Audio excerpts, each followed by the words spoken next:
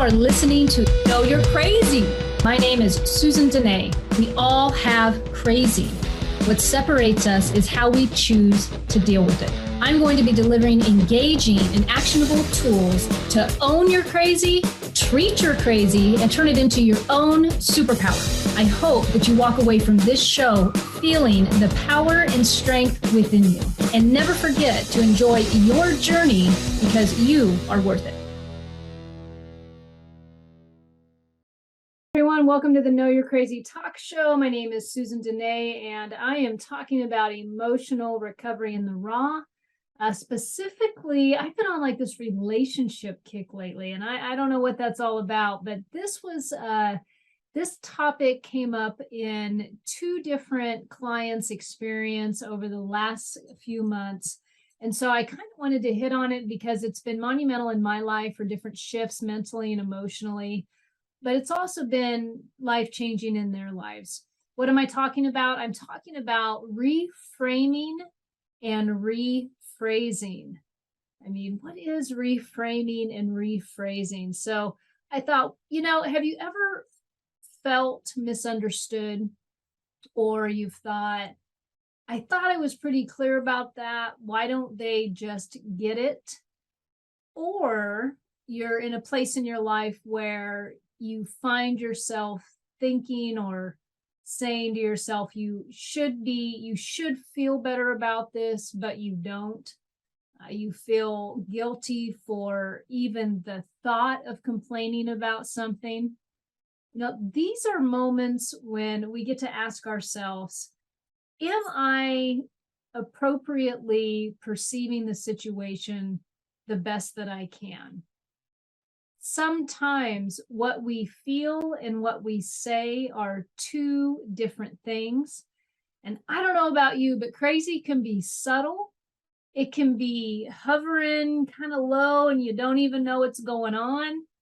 And it's as simple sometimes as a reword or a reframe, a new way of looking at something that is still the same subject. Situation hasn't changed, but by reframing or rephrasing it for yourself, suddenly you gain a new understanding. What's beautiful about that when it happens is I think a lot of us live in different levels or different categories of shame.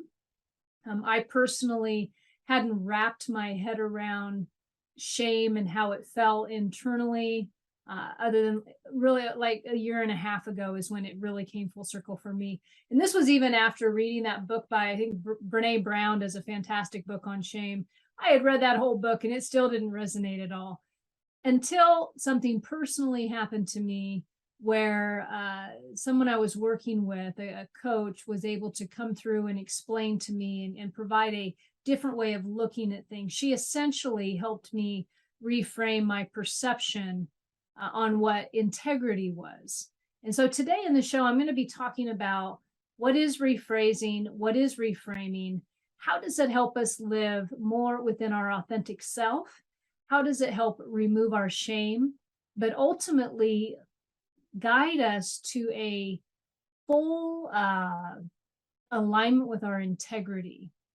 Integrity is simply, am I doing what I say I'm going to do?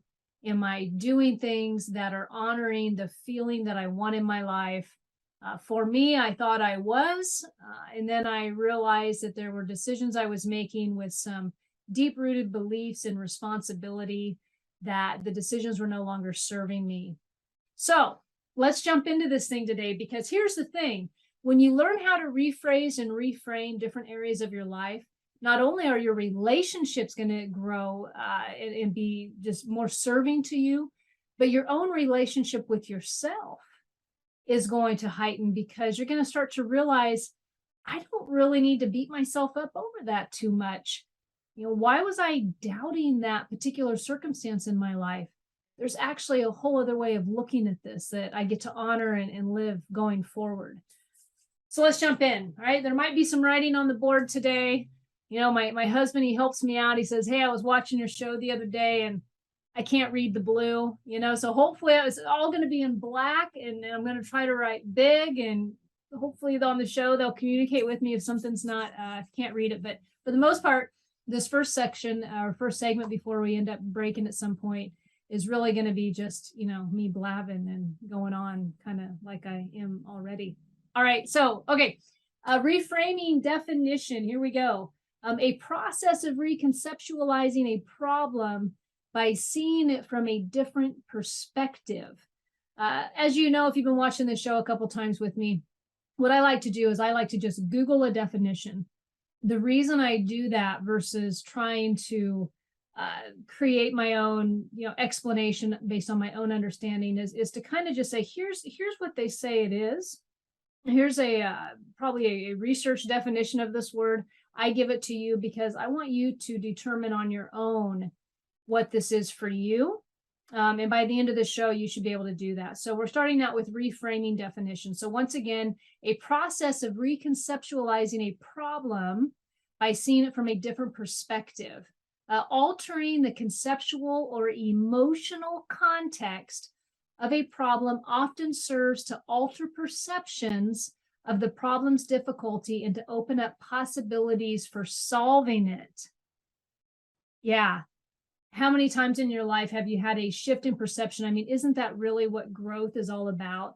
Isn't it really about understanding our crazy? The whole reason in understanding our crazy, or the depths to which we can go, is that we want to be able to shift before we go down the dark tunnel. I mean, isn't that what this whole show is all about? About really understanding yourself on a whole other level so that you can provide new perspectives for yourself, so that you don't have to go all the way down into deep, ugly emotional states of being that don't serve you. And so when we're talking about the reframing in this definition, I love that it's altering of an emotional context of a problem, which serves to alter perceptions of the problem's difficulty and to open up possibilities in solving it. And yes, I will be giving examples of how do we reframe, what is a reframe, and more examples of it. All right, okay, what's next? Rephrasing definition. Rewording a personal repeated statement so it better aligns with your integrity and your self-worth. Rephrasing is for the individual to come up with a new way of explaining a situation. And I'm going to take that just a little bit further. Rephrasing can be highly impactful with not only coming up with a new way of explaining a situation, but coming up with a new way about feeling about a situation. I mean, our emotions are feelings, right? We're going to think, we're going to feel, we're going to have this emotion as a result. So rephrasing is a new way of having of explaining a situation, but to emotionally feel better about it. And this one, I have some great stories around this as far as the actual, the honor I get in working with clients is watching the shift occur when a potential reframe or rephrase alters how they've been looking at something. The circumstance doesn't change, their relationships don't change. It's just a little tweak in looking at it just a little bit differently. And what I have come to find when working with clients, ultimately, the base of this is real. We just don't know what words to use, people. We just don't. I don't think any of us were, raised in households I don't know about you guys. I mean, some people are extremely articulate. My ex-husband's one of them. I remember growing up, when I first met him, he would constantly correct my vocabulary. And trust me, when I got on camera and I started speaking publicly and I started, teaching groups, every now and then you'll hear me be like, I'm not going to apologize for the grammar errors that are going to occur. Hopefully, you're going to feel this presentation or feel this discussion more than you're going to be critiquing on the words I use, because I got to tell you, I didn't study a dictionary. As much as I love wordplay, I can stumble over words when it comes to communication, because what happens with communication when you are trying to effectively express how you feel to somebody else, what happens? I'm kind of jumping the gun here a little bit, but what happens is we get caught up in what the other person's going to think of us. We might get caught up in the fear of, will they leave us? We might get caught up in the fear or the intimidation of what can they hold over me? Think about professional relationships. We get caught up in the fear of, what if I'm not a good parent? What if I say this and it hurts them? And then we have to think about how that makes us feel. You following me? All of this comes down to communication. It ultimately comes down to, what are new words that we can use? You know, I think it was my husband I was talking to the other day, and I was saying, I can't remember who the hell knows. I'm always talking to everybody. But the point is, it was like, use your words. I wasn't saying that to him, but in my mind, that's how simple this is. It's almost like talking to a visualization for me will be like teaching a 2 or 3-year-old, only we're adults. And it's as if, just use your words. And then the next phase of that is, well, what are the words? We're talking about rephrasing, but what are those words we're going to be using to rephrase? I love it when working with someone, and even when someone's been working with me, and it is a simple sentence, and I will say, write that down, because it hasn't been that they haven't authentically felt or wanted it to change in a particular direction, say a relationship or an experience. They didn't know how to express it.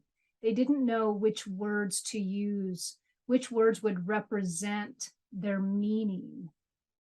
I mean, if you ever wonder, why is it important to work with somebody in any capacity? Why is it important to get a mentor or to get a coach or to work with somebody in recovery? It's because when somebody is not personally impacted by your experience, their perspective is not tied to the same emotional relationships that yours is, which means they can come in with an open mind, open-mindedness, and present solutions, which the topic today is in reframing and rephrasing, that can serve you and help you understand, like, oh, I didn't need to feel that bad about that for that long after all. And you can kind of chuckle, but you can also walk away with a new vocabulary and new way to communicate with yourself and with people in your life. So we're going to actually take a small break. And when we come back, I'm going to be diving into, I think the first section is on reframing. I'll take a look at my notes on break. But we're going to be looking at reframing. What does that really mean when we conceptually repattern? See, don't throw me on the grammar. Don't judge me. Don't judge me. But we're going to repattern or reconceptualize how we are looking at situations. And then I will give a couple examples of this and a few tools. So get your pen and paper out, or your laptop, or whatever you take notes on. Hopefully you're somebody who's interested in learning today. All right, having said that, we will be back I will be back shortly, and we will be talking about some reframing, some rephrasing, and really jump in and give you some tools today to help yourself elevate those relationships. All right, be back.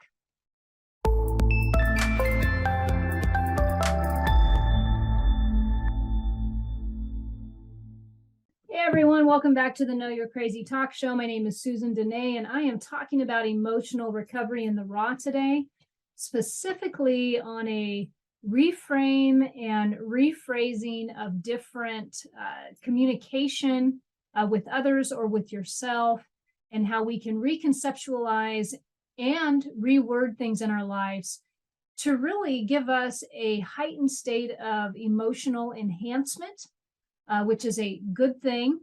So for the first segment, I just simply was reviewing what rephrasing and reframing are. In this start of this segment, I'm going to be talking about rephrasing in particular. And I just realized I've got this glare on my board. I should have shut my door. Anyways, here we go. Rephrasing, rewording a personal statement so it better aligns with your integrity and self-worth. What does this mean? Well, before I wrapped up and went to break, I was talking about a lot of us just need words. It's not that we don't want to effectively communicate. We just don't realize we don't have the vocabulary for that. I was working with someone a few months back, and She was talking about she needed to set some boundaries with family members. She just didn't have the words to say that. Things like, I really appreciate you reaching out and canceling. However, my feelings were hurt because I had my hopes up that you were going to be here for this special day. You know, your contribution to my life was significant in this area. Once I helped her form a new rephrase of what she was trying to communicate that helped convey her feelings and her emotions about how this particular cancellation affected her, she was able to go back and have a great conversation with the person. And as a result of that, what got bypassed was resentment, hurt feelings, personal self-victimization. Isn't it funny? I'll say funny, but really a lot of times it's just we need to be heard. We just don't have the words. How can we rephrase things in our life so that we can enhance the relationships and feel better about us and really good about what we're bringing to the table because we get heard, but we say it in ways in which people can hear us and they don't get defensive with us. Because if your crazy is anything like my crazy, if it really hits you personal, oh, trust me, I won't use the S word because I like to use that and I'll try not to. But it's just say it's a terrible show. That just doesn't give it the glory. All right. Anyway, gosh, let me move on. Okay. So here we go. What are you repeatedly saying to yourself or others about yourself that is not serving your highest self? Is it time for a rephrase? For a moment, I want you to reflect. Think about what you're doing every day. Think about what you're doing every day. Is there anything that's been going on in your life that you are sounding, gosh, I don't know if everybody will understand, like a broken record? Is that too old? I mean, it can't really be a broken Spotify, can it? Anyway, are you repeating yourself? Are you saying the same blah, blah, blah over and over? And when you're saying the blah, blah, blah, is it something that is serving you or is it something that you're judging yourself for? Okay. Is there a need for a rephrase? So recognizing is the first step in knowing how to reframe or rephrase. It's recognizing what am I doing and saying that is not serving me. I have met people who have a really rough dialogue with themselves if something gets out of order, for example. If, I don't know, something breaks, they will immediately internalize it and make it like they're this horrible person.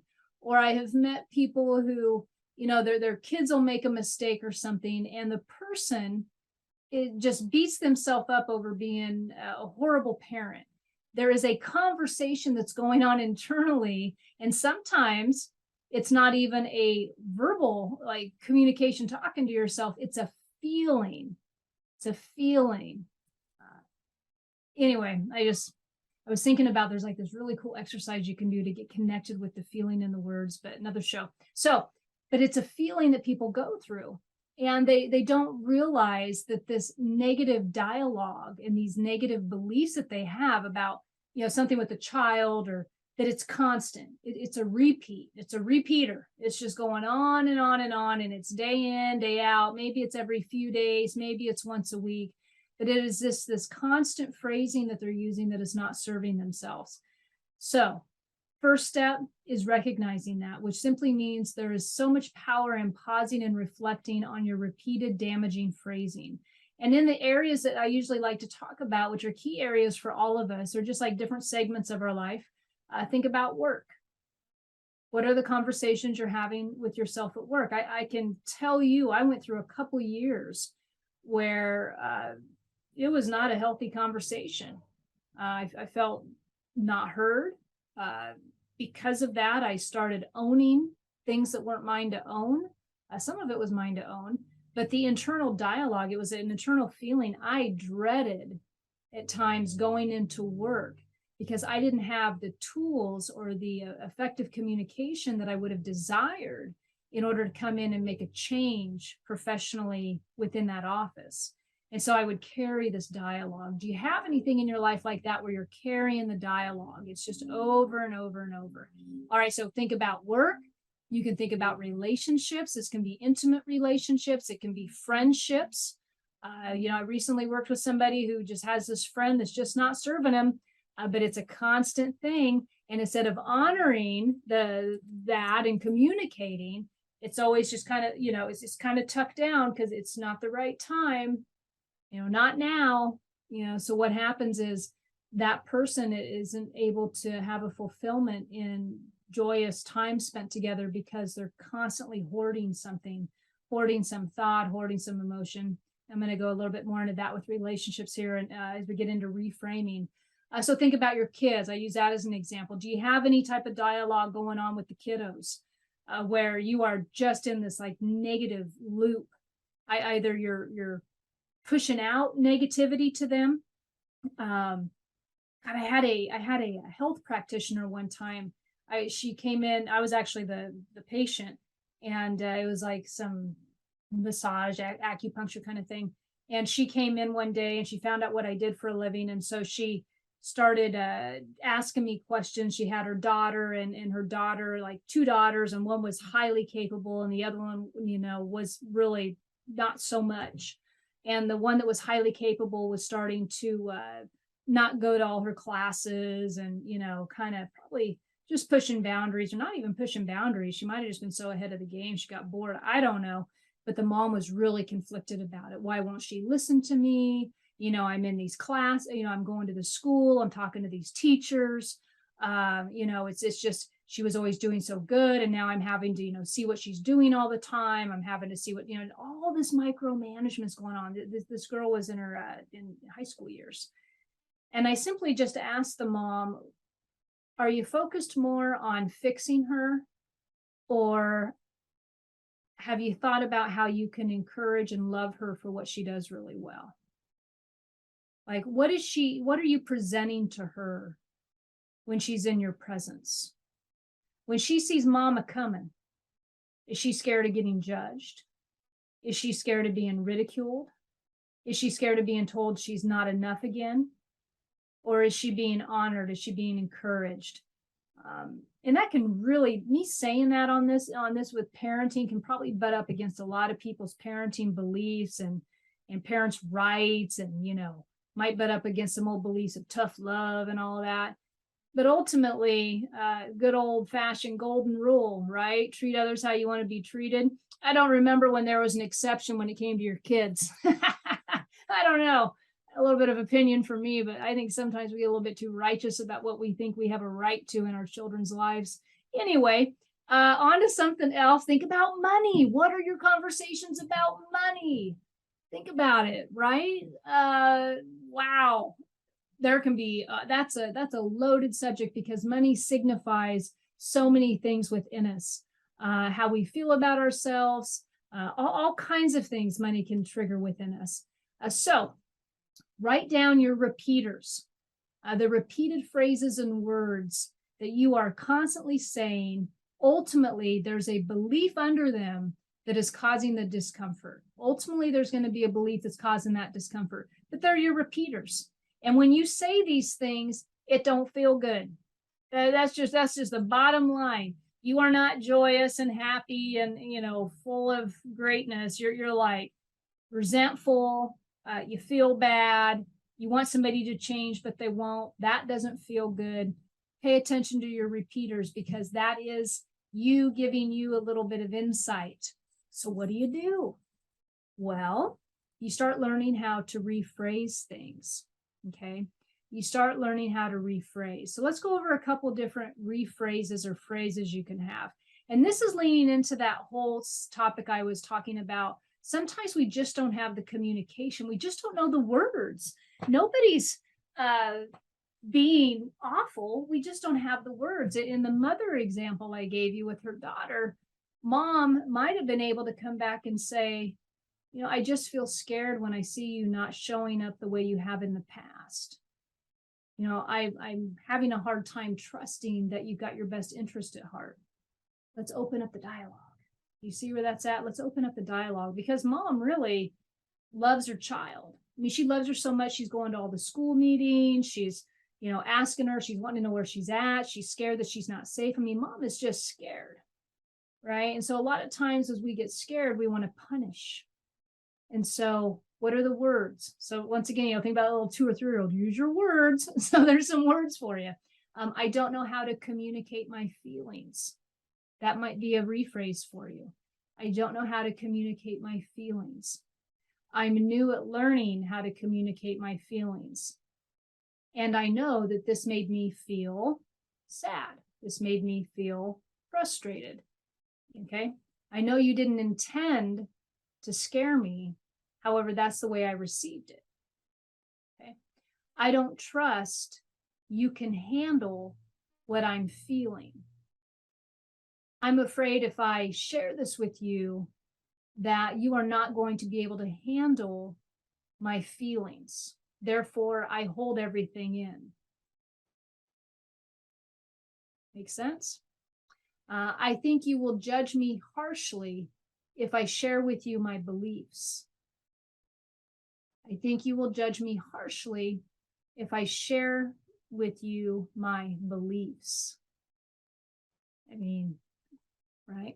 God, think about the political climate we were in for a few years and still always will be, right? I mean, we're all learning that now as history rewrites itself. Not even rewriting, it's just like, there's that S word again. Same stuff, different day, right? So we're learning that, a lot of these things are, everybody's got their beliefs flying around everywhere. And we're all scared of getting judged about our beliefs, that it's closing a lot of us down from effectively being able to communicate what we feel and what we need, right? So here's one. I somehow have always placed you on a pedestal. Your opinion means a lot to me. And I'm learning that you make mistakes also. Okay? It's not fair of me to place you on a pedestal. Okay. How's that? You got anybody in your life that you've placed on a pedestal so much so that you're not even comfortable being around them anymore? I mean, there's a difference between good leadership and authentic, respectful examples in life. And then there's this thing where sometimes people, and myself, I've been guilty of this in the past, have placed somebody on a pedestal so much that when they have made a mistake, I have been just riddled with disappointment, right? But I was the one that placed him there. Okay. All right. Let's see. Here's another one for you. I am responsible for not communicating more effectively, and I am working on this. I am responsible for not communicating more effectively, and I'm working on this. I am not trying to be controlling. I just forget to ask you how you would handle this. I'm not trying to be controlling. I just forget to ask you how you would handle this. That's a really good one for relationships living under the same roof. Something gets moved or a decision gets made and your input doesn't get asked for. And immediately you might be thinking, well, that was kind of manipulative, or that was kind of controlling. What I've learned in being married myself is sometimes it has nothing to do with me, and that person's just getting stuff done. And so I'm not trying to be, so if I'm the one who's done that, I'm not trying to be controlling. I just forget to ask you, how you would handle this. I had a great conversation with one of my clients about the couple, highly intelligent people. When I work with anybody, I recognize how intelligent we are as human beings. We all have these gifts and we have these skills that we bring to the table. And I just think it is so important to honor that, especially in your relationships, to remember why they are in your life. Because if you are somebody with a uniqueness and authenticity, then you pick the relationships that honor and enhance that and complement that. And yet we will get sidetracked with personalities and our misperceptions, and we will totally judge somebody when we don't need to. So what I almost went off track, but I forgot where I was at. So anyway, so there's this couple, and they're just a fantastic couple. And I was expressing to her, there were some things he did with the business finances or something. And I said, have you ever thought about he might be able to help you grow in this own professional world of yours that you're wanting, or she's just trying to actually develop what she wants to do. But he might be a really good person to ask these questions to. Like maybe, when he's doing his spreadsheets or whatever, you can come in and ask him, can you show me how that's done? Or give me insight about how you get there. Like, why are these great decisions? Because I'm seeing the fruit in your life. And even though they're together, how often do we forget that we can learn from those that are in our lives? Talent, right? Talent, it's all around us. Okay, what's another rephrase? If I talk about how I feel I will embarrass myself in front of you, right? If I talk about how I feel I will embarrass myself in front of you. Here's a really good one. There was a couple of these I took from a book, Set Boundaries, Make Peace and I would love to pronounce her name, but I will hammer it. Just remember the title, Niwab or something. Anyway, I think this was one of them I grabbed from her book. I have years of practicing I am okay when I am truly hurting. How many of you independent, self-reliant decision makers out there can relate to that one? I have years of practicing that I am okay when I am truly hurting. Yeah. So instead of, fighting for words or not being able to come up with the right thing to say, that one just kind of goes right to the authentic vulnerability, right? I have years of practicing I am okay when really I'm truly hurting. I liked that one. Here's one more. I want you to think I am capable, therefore I don't share my vulnerability. I want you to think I am capable, therefore I don't share my vulnerability. Love that one. Okay, and we got one more, and then I'm going to move on. I am guilty of placing you in a parent role. Wow, how many folks become overly dependent on their partner's feedback to the point of almost a parent role, right? I can't remember. I don't know. There was a recent experience where I remember I caught off guard because somebody had said something like I need to see if that's okay or something. And I thought, well, it's kind of parenty, but these aren't parents. So another one where we are responsible for placing others in a parent role. Okay, so reframe or rephrase. I was traveling. I had signed up for online courses, going for the degree, and this particular one was in trigonometry and calculus. Now, I don't know about any of you who are in your 40s who have gone back to school and you're taking a calculus class, but for me, it took a lot of time, a lot of time. And it took so much time that I found myself complaining a lot. And it would be like, oh, now I had other things going on, right? Because life serves up sometimes. Life just serves up all kinds of good stuff. And so, I had my elderly mom. I was trying to, get into assisted living. We had all these things we had to do. I was away from home. I'm in the middle of this course. This might be one of those moments where I might have bit off more than I could chew. But anyway, so I found myself complaining. And it wasn't always out loud, but it would be like this, oh, I got to go study again. Or, oh, I can't do that till I go study, knowing that the studying was going to take me probably 4 hours. I mean, nothing was like easy for me in this class.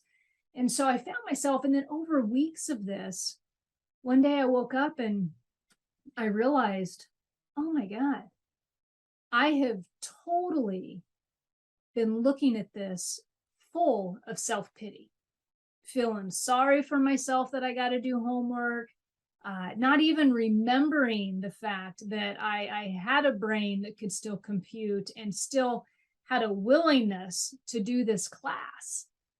And, I think at the end of the day, I think I ended up with a B+ in that class. And the professor came back and said something like, he would be more than happy to give me a letter of recommendation for whatever I decide to do, because the effort and the number of questions I asked him, he knew I was really trying hard, and he would rather see that than somebody who just aces a class.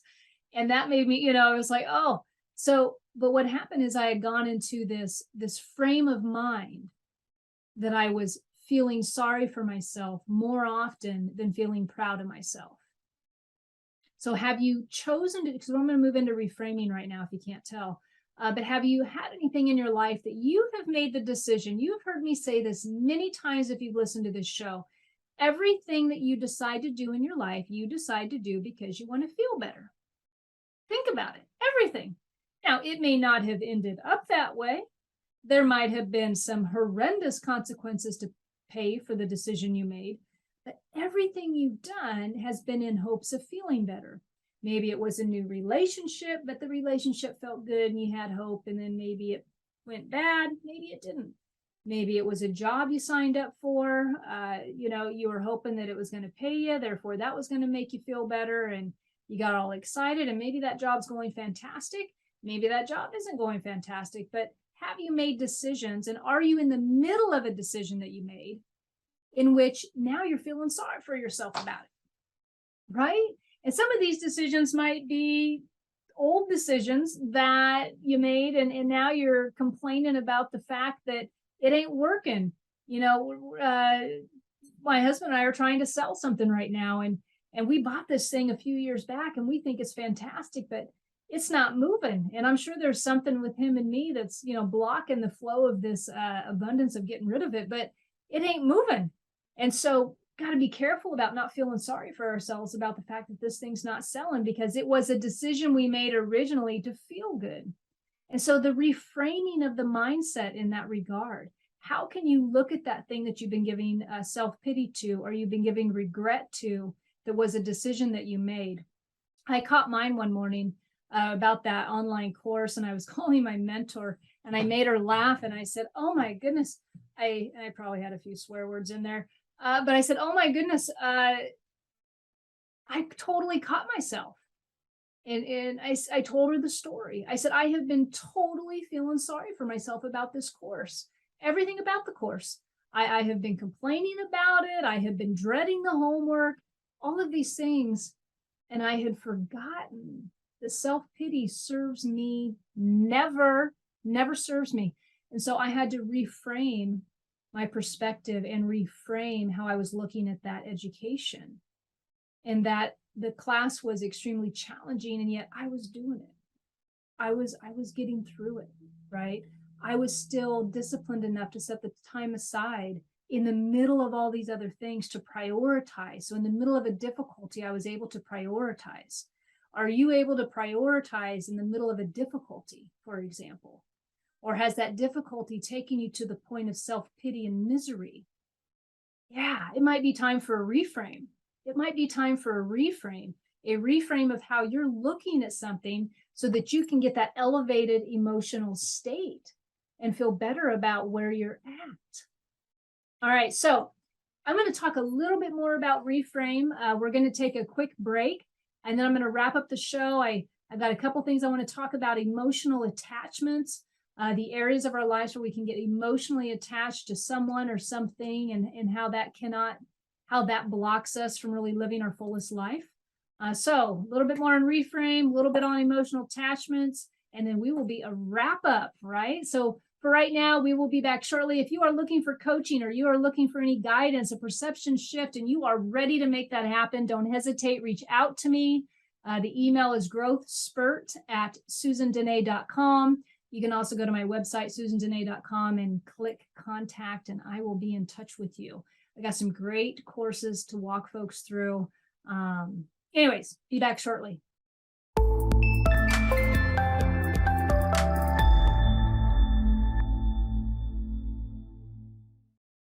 Hey everyone, welcome back to the Know You're Crazy Talk Show. My name is Susan Denee, and I am talking about emotional recovery in the raw today. Specifically, we are talking about reframing and rephrasing.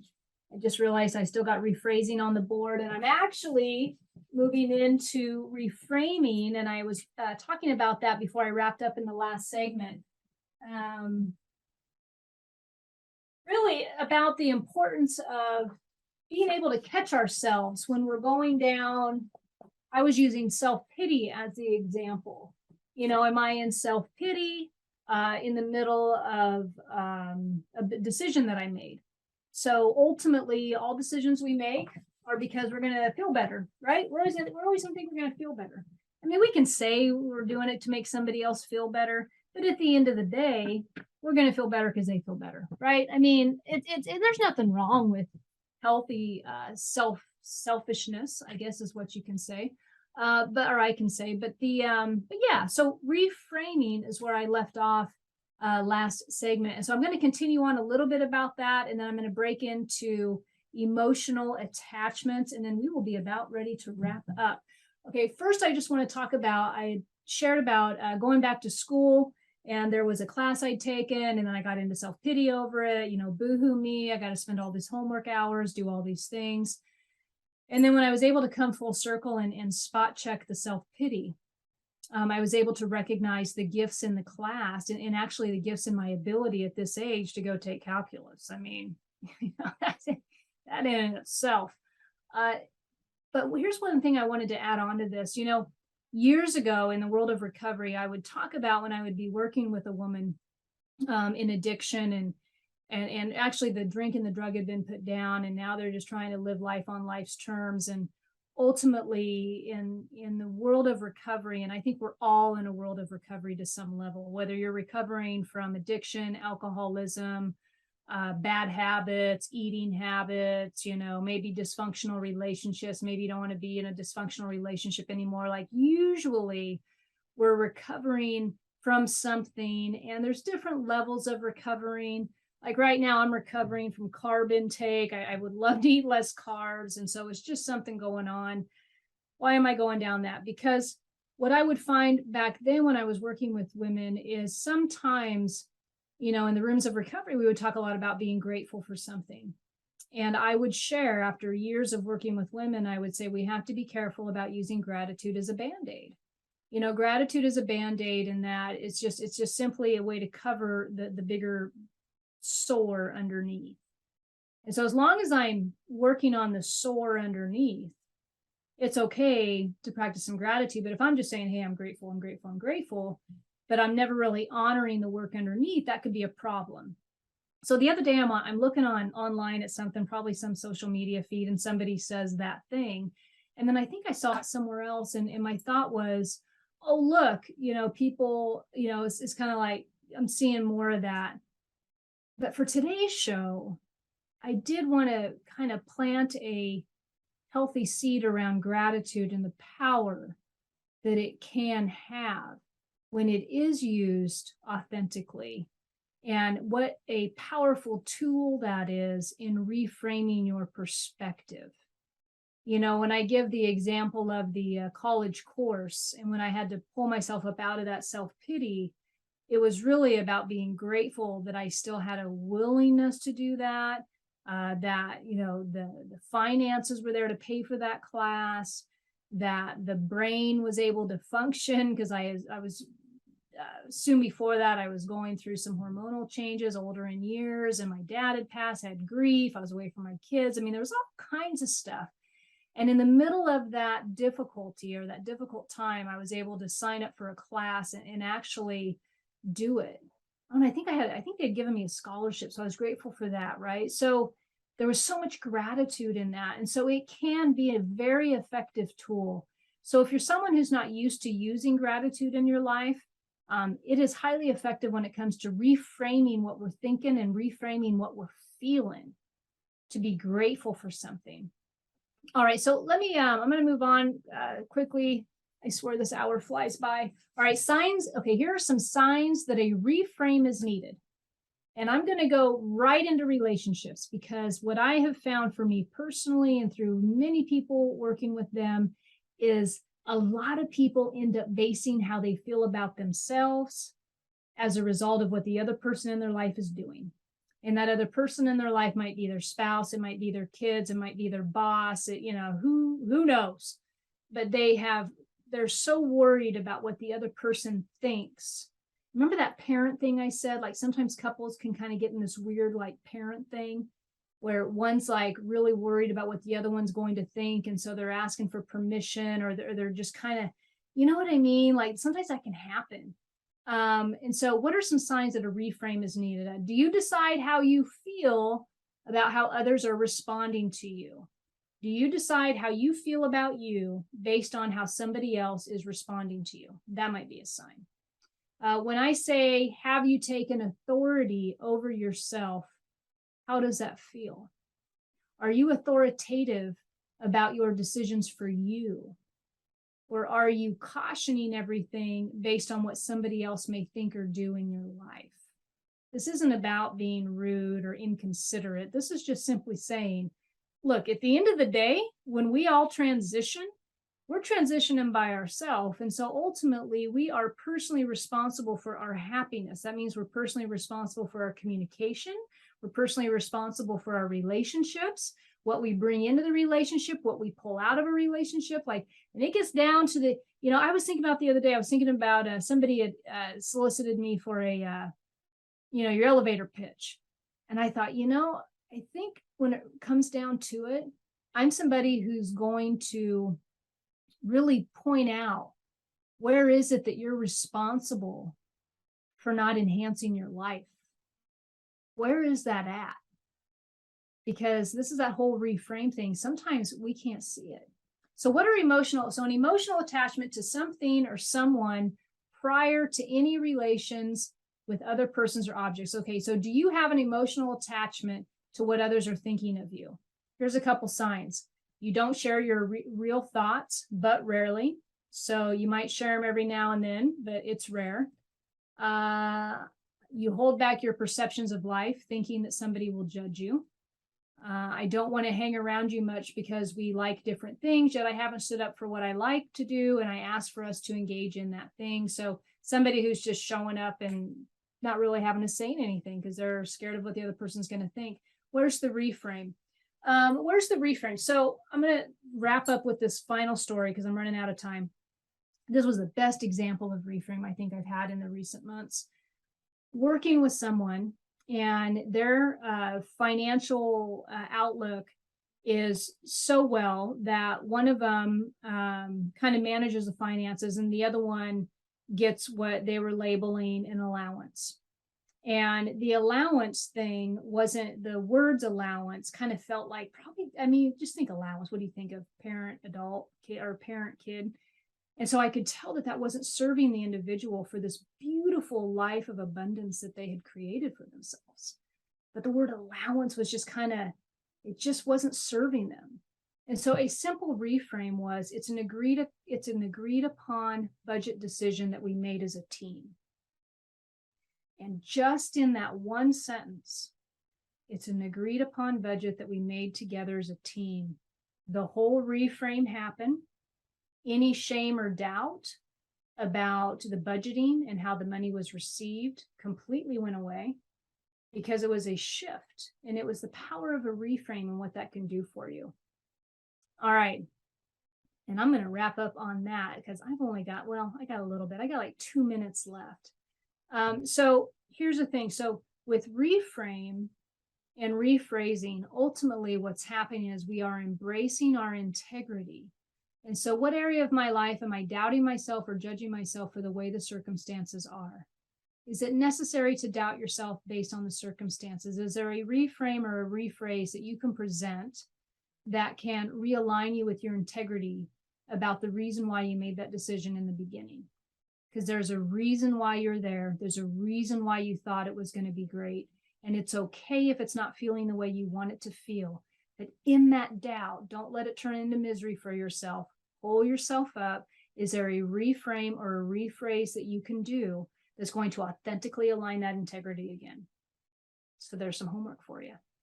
All right, I'm going to wrap up now. Okay, because I will keep going. I got like a minute to go. So if you are looking for a coach, if you are looking for somebody to help you reframe, rephrase, figure it out, go to new levels of goal achievement, looking for the vision. Where do you want to go? Call me or email me, growthspurt@susandenee.com. You can also check out the website at susandenee.com. No, growthspurt@susandenee.com. Website, susandenee.com. Social media, I don't know, all of them, whatever, Susan Denee. Having said that, have a fantastic evening. I hope today was serving for you. I hope that no matter what, that somebody got help today and enhance the relationship, not only with themselves, but with the others in their lives, because here's why. You're going to enjoy the journey because you are worth it. Thanks for tuning in, guys. See ya. Oh, the new showtime in a couple weeks. All right, take care. You have been listening to No, You're Crazy. Crazy. And my name is Susan Denee. We are identifying, understanding, and treating your crazy one episode at a time. Tune in to transformationtalkradio.com. To connect with me or Growth Spurt Your Life, please visit susandenee.com. That's Susan Denee, DENEE.com.